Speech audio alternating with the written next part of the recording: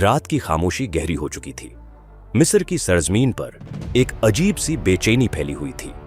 कहीं कोई चिराग रोशन न था, न किसी घर से आवाज आ रही थी, मगर एक काफला आहिस्ता आहिस्ता आगे बढ़ रहा था। ये काफला बनी इसराइल का था, वो लोग जो नस्लों तक जालिम फिरौन के जुल्म का शिकार रहे। उनकी जिंदगी एक तवील कैद में बदल चुकी थी। बच्चे कत्ल किए जाते, औरतें जुल्म सहती रहते, मर्द गुलाम बनकर काम करते, और फिरौन की संगदली हर साल बढ़ती ही जाती थी। वो अपनी कौम से यह दावी करता फिरता था कि वो सबका सबसे बड़ा रब है, इस जैसा कोई ताकतवर नहीं। वो गुरूर में अंधा हो चुका था और अपने सिवा किसी की बात सुनने को तैयार न था। इन हालात में अल्लाह ने मूसा अलैहिस्सलाम को मबऊस फरमाया। वो नरमी, अक्ल और दलील के साथ फिरौन के पास गए। उन्होंने उसे समझाया कि वो जुल्म छोड़ दे, अल्लाह को पहचाने और इंसानों को गुलाम समझने की बजाय उनकी इज्जत का ख्याल करे। मूसा अलैहिस्सलाम ने मौजिज़ात पेश किए ताकि शायद उसके दिल में कुछ नरमी पैदा हो। ईसा का ऐधा बन जाना, हाथ का रोशन हो जाना, और फिर वो मुसलसल निशानियां जो सारे मिस्र को हिलाकर रख देती थीं। कभी पानी खून में बदल जाता,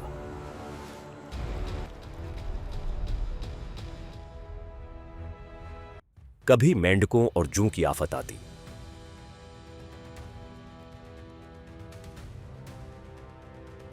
कभी टडियों के लश्कर खेत तबाह कर देते।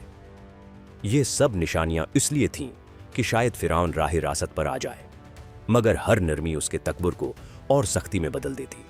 वो सच्चाई कबूल करने के बजाय ज़द पर उतराता, मूसा अलैहिस्सलाम को झटलाने लगता और बनी इसराइल पर मजीद जुल्म ढाने लगता। बिलाखिर अल्लाह ताला ने मूसा अलैहिस्सलाम को हुक्म दिया कि वो रात के वक्त अपने लोगों को लेकर निकल जाए। इस सफर का आगाज किसी शौर, किसी ऐलान या किसी लश्कर की तैयारी के साथ नहीं हुआ। ये एक खामोश सफर था, एक ऐसा फिराक जिसमें सिर्फ अल्लाह पर एतमाद था। बनी इसराइल ने अपने घरों से निकलते वक्त पीछे मुड़कर भी नहीं देखा। उन्हें मालूम था कि अगर फिरौन को पता चल गया तो वो सबको पकड़कर मार डालेगा, मगर अल्लाह के हुक्म ने उनके दिलों में वो ताकत भर दी थी जो दुनिया के बड़े बड़े बादशाहों की ताकत को मात दे देती है। चांद की मध्यम रोशनी रास्ते को बस इतना रोशन कर रही थी कि काफला आगे बढ़ सके। न कोई मिसाल जलाई गई, न कोई घोड़े की टाप, न कोई ऊंची आवाज। एक तवील सफर के बाद वो जमीन के उस हिस्से में पहुंचने लगे जहां से आगे समंदर शुरू होता था।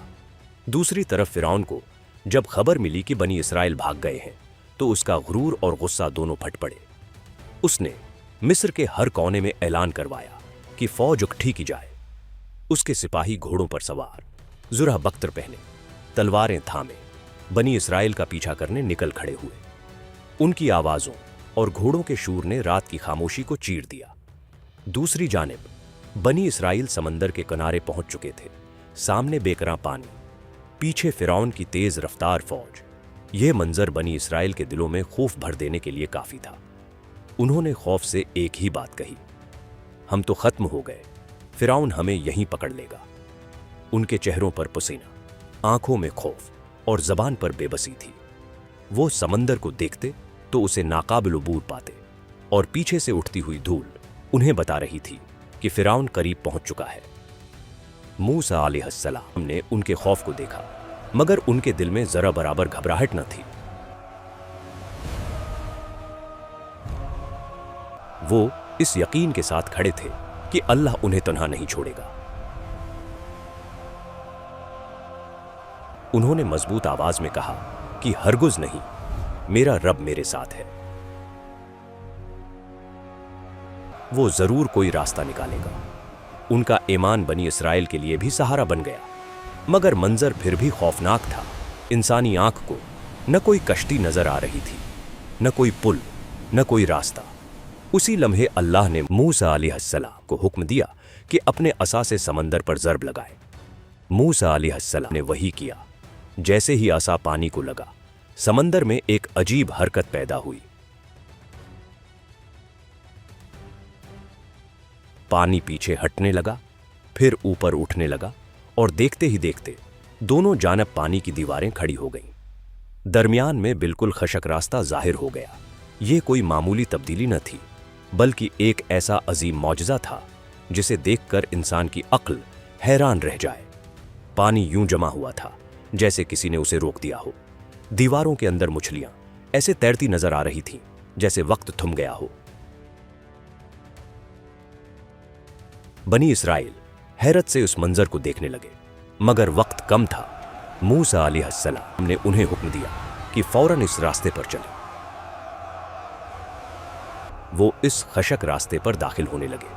कुछ लोग भाग रहे थे, कुछ घबराहट के बाइस लड़खड़ा कर चलते, कुछ औरतें अपने बच्चों को सीने से लगाए जल्दी कदम बढ़ाती हुई गुजरते। वो सब उस मौजज़े के दरमियान सफर कर रहे थे जिसे कभी कोई इंसान न देख पाया, लेकिन सबके कदम मजबूत थे और रास्ता महफूज था। जब बनी इसराइल का आखिरी हिस्सा भी अंदर दाखिल हो चुका था, फिरौन अपनी फौज के हमराह समंदर किनारे पहुंच गया। उसने खुले हुए रास्ते को देखकर एक लम्हे के लिए जरूर सोचा होगा कि यह किसी बड़े खुदा की तरफ से है, मगर न उसने रुकने की कोशिश की न सोचने की। वो तकबर में डूबा हुआ रास्ते में कूद पड़ा। इसकी फौज भी उसके पीछे दाखिल हो गई। वो ये समझ रहा था कि वो भी मूसा अलैहिस्सलाम की तरह बच निकलेगा, लेकिन जब मूसा अलैहिस्सलाम और उनके साथी समंदर के दूसरी जानिब पहुंच चुके थे, अल्लाह ने समंदर को हुक्म दिया कि अपनी असल हालत में वापस आ जाए। पानी की दीवारें लर्जें, फिर एक जोरदार आवाज के साथ समंदर बंद हो गया। फिरौन और उसके लश्कर का एक एक फर्द पानी में डूबने लगा। दुनिया का सबसे ताकतवर बादशाह अब बेबस हाथ पांव मार रहा था। जैसे ही मौत उसके करीब आई, उसने कहा कि मैं ईमान लाता हूं उस खुदा पर जिस पर बनी इसराइल ईमान लाते हैं। मगर उसका यह ऐलान बेफायदा था, क्योंकि जिंदगी की मेहनत खत्म हो चुकी थी। उसकी ताकत, इसका गुरूर, इसके महल, सब कुछ बेकार था। अल्लाह ने ऐलान किया कि फिरौन का जिस्म महफूज रखा जाएगा, ताकि आने वाली नस्लें ये देख सकें कि खुदा के मुकाबले में किसी इंसान की ताकत कुछ भी नहीं। आज भी इसका जिस्म दुनिया के अजायब में मौजूद है। इस बात का खुला सबूत कि अल्लाह की गिरफ्त जब आती है तो फिर कोई बच नहीं सकता। ये वाकया हमें यह सबक देता है कि मोमिन कभी तन्हा नहीं होता। जब हर रास्ता बंद हो, जब खौफ हर तरफ से घेर ले, जब समंदर सामने हो और दुश्मन पीछे, तब अल्लाह वो रास्ता खोल देता है जिसका इंसान तसव्वुर भी नहीं कर सकता। यही ईमान की हकीकत है, यही तौक्कुल की कुव्वत है, और यही वो सबक है जो मूसा अलैहिस्सलाम का किस्सा हमेशा के लिए इंसानियत को सिखाता है।